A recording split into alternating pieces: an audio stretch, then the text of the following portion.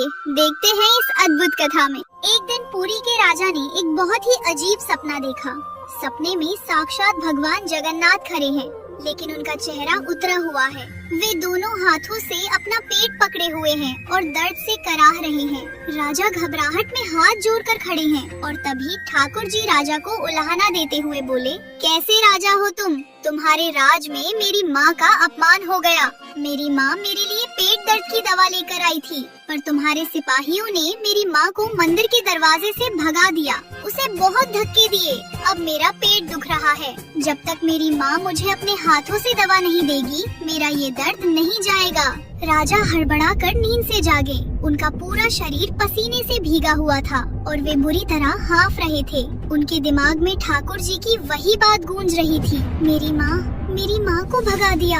राजा को कुछ समझ नहीं आया। ऐसा कैसे हो गया कि किसी को मंदिर में जाने से रोक दिया जाए, और वो भी कोई ऐसी भक्त जिसे भगवान खुद अपनी माँ कह रहे हों। भगवान की माँ कौन हो सकती है? बिना एक पल की देरी किए रात के उस अंधेरे में ही राजा ने अपने मुख्य प्रहरियों को बुलवा लिया। राजा बहुत घबराए हुए स्वर में बोले, अभी के अभी पूरे नगर में ढूंढो। एक बूढ़ी माँ है जो भगवान को अपना बेटा मानती है। वो भगवान के लिए कोई दवा लेकर आई थी। वो कहाँ रहती है, जल्दी पता लगाओ। हमसे बहुत बड़ी गलती हो गई है। सिपाही तुरंत दौड़ पड़े।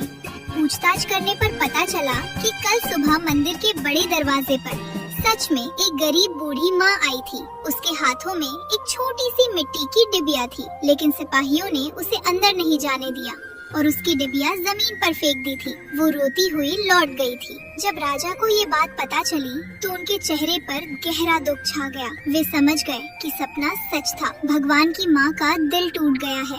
आखिर ये बूढ़ी माँ थी कौन? कुछ दिन पहले की ही बात है। पुरी के एक छोटे से कोने में एक टूटी फूटी झोपड़ी में एक गरीब महिला रहती थी। उसके पास पहनने को बस एक पुरानी सी साड़ी थी और शरीर भी बहुत कमजोर था। इस पूरी दुनिया में उसका अपना कहने वाला कोई नहीं था, न पति, न बच्चे, न कोई रिश्तेदार। लेकिन इस अकेलेपन में भी उसकी आंखों में एक अजीब सी चमक रहती थी। वो रोज सुबह अपने थके हुए पैरों से चलकर मंदिर की ओर जाती और भगवान जगन्नाथ को टकटकी लगाए देखती रहती। पूरी दुनिया के लिए वे भगवान होंगे, लेकिन उस बूढ़ी माँ के लिए वे बस उसके लल्ला थे। वो बड़ी सादगी से भगवान की ओर देखकर मन ही मन बोलती, लल्ला, मैं तो बहुत गरीब हूँ, तो कैसे तेरी माँ कहला सकती हूँ। लोग उसे पागल समझते थे, पर उसे किसी की कोई परवाह नहीं थी। एक दिन मंदिर में एक बहुत बड़ा उत्सव था। पुजारियों ने भगवान के लिए सोने चांदी की थालियों में मालपुआ, रसगुल्ला और 56 भोग सजाए। चारों तरफ मीठी सुगंध फैल रही थी।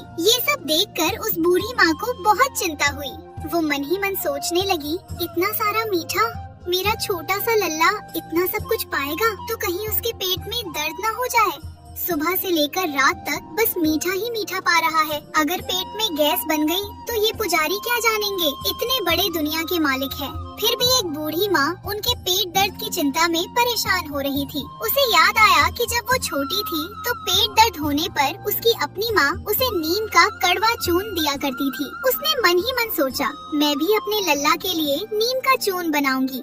दुनिया तुझे 56 भोग देगी, पर तेरी माँ तेरा पेट ठीक रखेगी। रात के अंधेरे में उस माँ ने अपनी झोपड़ी के बाहर से ताजी नीम की पत्तियाँ तोड़ी। वो एक पत्थर पर उन पत्तियों को पीसने लगी। पीसते पीसते उसके चेहरे पर बहुत प्यार भरी मुस्कान थी। बड़ी सावधानी से उसने उस चूर्ण को एक छोटी सी मिट्टी की डिबिया में भरा और सीने से लगाकर सो गई। अगली सुबह होते ही वो खुशी खुशी मंदिर के द्वार पर पहुंची। उसके कांपते हाथों में वही छोटी डिबिया थी, लेकिन दरवाजे पर खड़े सिपाहियों ने उसे रोक लिया। एक सिपाही ने कड़क आवाज में पूछा, कहाँ जा रही है बुढ़िया? ये मिट्टी की गंदी डिबिया में क्या है? वो डरते हुए बोली, ये नीम का चूर्ण है, मेरे लल्ला के लिए है। भीतर उन्हें इतना सारा मीठा दिया जाता है, कहीं उन्हें पेट दर्द न हो जाए। सिपाहियों को उस पर जोर की हंसी आ गई। एक ने गुस्से से कहा, पागल हो गई है क्या? भगवान सोने की थालियों में 56 भोग पाते हैं। क्या भगवान को तेरी इस कड़वी और धूल भरी दवा की जरूरत है? चल भाग यहाँ से। ये कहते हुए सिपाही ने उसके हाथ से डिबिया छीनकर दूर फेंक दी। डिबिया टूट गई और चूर्ण जमीन की धूल में बिखर गया। बूढ़ी माँ के दिल के टुकड़े भी मानो उसी डिबिया की तरह टूट गए। वो कुछ न बोली, बस वहीं जमीन पर बैठकर उस बिखरे चूर्ण को अपनी उंगलियों से छूने लगी। आंसुओं से भीगा चेहरा लिए वो धीरे धीरे अपनी झोपड़ी की ओर लौट गई। मेरा लल्ला, आज उसके पेट में दर्द होगा और मैं कुछ न कर पाई। इधर मंदिर में दोपहर का समय हुआ। भगवान जगन्नाथ का भोग आया। सोने की थाली सजी हुई थी, लेकिन आज भगवान एकदम उदास बैठे थे। लक्ष्मी जी भीतर आई। उन्होंने देखा कि महाप्रभु तो भोग की ओर देख भी नहीं रहे हैं। लक्ष्मी जी बोली, क्या हो गया स्वामी, आप आज भोग क्यों नहीं पा रहे हैं? जगन्नाथ जी बहुत उदास स्वर में बोले, देवी, इच्छा नहीं हो रही। लक्ष्मी जी ने हैरानी से पूछा, इच्छा क्यों नहीं हो रही? भक्तों ने इतने प्यार से भेजा है, पा लीजिए। जगन्नाथ जी पेट पकड़ कर बोले, कैसे पालूं देवी, मेरे पेट में बहुत तेज दर्द हो रहा है। मेरी दवा तो मेरी माँ लेकर आई थी। उसने रात भर जागकर मेरे लिए चूर्ण पीसा था, पर तुम्हारे इन सिपाहियों ने मेरी माँ को धक्के मारकर निकाल दिया। मेरी माँ रो रही है देवी। जब तक मेरी माँ रो रही है, मेरा ये पेट दर्द कभी ठीक नहीं होगा। राजा सिपाही भेजकर उस माँ को ढूंढ ही रहे थे, लेकिन भगवान से अब रहा नहीं गया। आधी रात का समय था।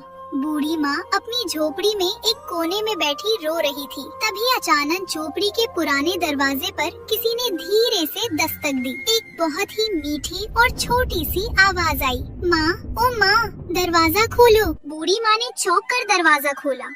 सामने देखा तो एक छोटा सा, सांवला सा और बहुत ही प्यारा सा बच्चा खड़ा था। उसके घुंघराले बाल थे, बड़ी बड़ी आंखें थीं और वो अपना पेट पकड़े हुए था। बच्चा बोला, माँ, तुमने सही कहा था। इतना सारा मीठा पाकर मेरे पेट में बहुत तेज दर्द हो रहा है। वो सिपाही बहुत बुरे हैं, उन्होंने तुम्हें भगा दिया। मुझे अपना वो चूर्ण दे दो ना माँ। बूढ़ी माँ उसे देखते ही पहचान गई। ये कोई और नहीं, उसका अपना लल्ला था। साक्षात भगवान एक छोटे बच्चे का रूप लेकर उसकी झोपड़ी में आ गए थे। माँ ने बिना कुछ सोचे उस सांवले बच्चे को गले से लगा लिया। माँ बोली, मैंने कहा था ना कि इतना मीठा मत पाना। किसी ने मेरी सुनी ही नहीं। रुक, तू बैठ, मैं अभी ताज़ा चूर्ण पीस कर लाती हूँ। माँ ने तुरंत ताज़ी नीम की पत्तियाँ निकाली और अपने लल्ला के सामने पीसने लगी। लल्ला चुपचाप एक जगह बैठकर माँ को देख रहा था। चूर्ण तैयार हुआ और माँ ने अपने हाथों से उसे अपने लल्ला को दिया। ठाकुर जी ने तुरंत चूर्ण पा लिया और उनके चेहरे पर एक बड़ी सी मुस्कान आ गई। लल्ला बोला, वाह माँ, अब मेरे पेट का दर्द एकदम ठीक हो गया। तभी बूढ़ी माँ का ध्यान लल्ला के शरीर पर गया। रात के अंधेरे में मंदिर से भागकर आने के कारण लल्ला के हाथ पैर धूल और मिट्टी से सने हुए थे। माँ बोली, अरे लल्ला, तू तो पूरा गंदा हो रखा है। कहाँ कहाँ घूमता रहता है रात में? ला, पहले तुझे अच्छे से नहला देती हूँ। माँ ने रात के समय लकड़ी जलाकर थोड़ा सा पानी गर्म किया। फिर लल्ला को एक छोटी सी चौकी पर बिठाया। दुनिया के पालनहार एकदम चुपचाप एक छोटे और सीधे बच्चे की तरह चौकी पर बैठे थे। माँ ने बड़े प्यार से पानी डालकर अपने हाथों से लल्ला के हाथ पैर धोए, उनका माथा साफ किया।